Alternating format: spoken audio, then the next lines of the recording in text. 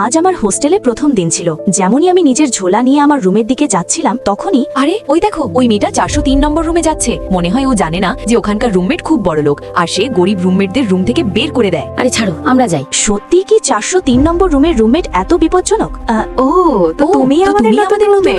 নিজের নাম বলো। জি, আমার নাম রিয়া এবং আমার দুজন বড় বোনও আছে। ফালতু কথা বলো না, নিজের ব্যাংক ব্যালেন্স দেখাও। আমি ভয় পেতে পেতে নিজের ফোন এগিয়ে দিই, সে আমার মোবাইলটা কেড়ে নেয়। ও নো, এর কাছে তো ওয়েলথ ব্ল্যাক কার্ড আছে। এই কার্ড শুধু মিলিয়নারদের কাছেই থাকে, এর মানে ও আমাদের চেয়েও বেশি বড় লোক। আরে এসবও কি বলছে? এই দেখো, এর কাছে আইফোনও আছে। তুমি বড় লোক, তাই তুমি আমাদের রুমে থাকতে পারো। Thank you. ও কি সত্যিই বড় লোক? কোথাও আমাদের বোকা বানাচ্ছে না তো? আমাদের ওর উপর নজর রাখতে হবে।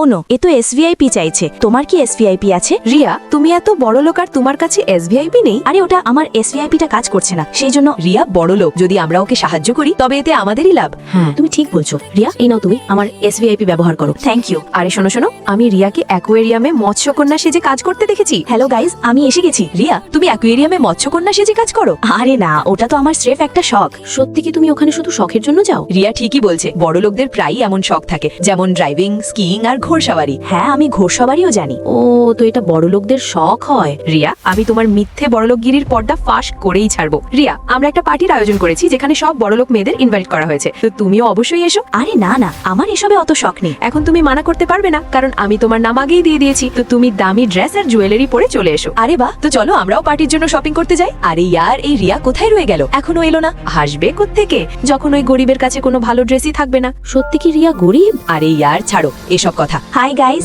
যেমনই আমি পার্টিতে এন্ট্রি নিই, লোক আমাকে দেখতেই থেকে যায়। সরি গাইজ, আমার আসতে একটু দেরি হয়ে গেল। তোমার এই ড্রেস আর জুয়েলারি সব নকল, তাই না? এমনিতেও তোমার মতো গরিবের এত ক্ষমতা নেই যে তুমি এসব কিনতে পারো। মাহি, এসব কি বলছো তুমি? যা তোমাদের মতো গরিবদের শোনার যোগ্যতা থাকে। মাহি, এটা তুমি কি করলে? উপস, তোমার সস্তা ড্রেসটা নোংরা হয়ে গেল। কোনো ব্যাপার না, আমি এটার পেমেন্ট করে দেবো। তোমার সাহস কি করে হলো আমাদের ছোটর সাথে এমন করার? হ্যালো বড় ম্যাম, হ্যালো বিজলি ম্যাম, আপনারই অপেক্ষায় ছিলাম। আরে এই তিনজনকে তো একদম একরকম দেখতে। আরে এরাই তো সেই মিলিয়নিয়ারের 3 যমজ মেয়ে না, যারা এখানকার সেরা 5 বড় লোকের মধ্যে একজন। আরে বাপরে, পালা মাহি। আরে এভাবে কোথায় পালাচ্ছ? আগে আমাদের ছোট ড্রেসের পেমেন্ট তো করে যাও, যা পুরো শহরে মাত্র একটাই আছে। এটা রেড ডায়মন্ড ড্রেস, যার দাম 5 কোটি টাকা। কি? আমার মাহির চিন্তা ভাবনার উপর আফসোস হচ্ছিল যে ও মানুষকে তাদের পোশাক দিয়ে বিচার করত।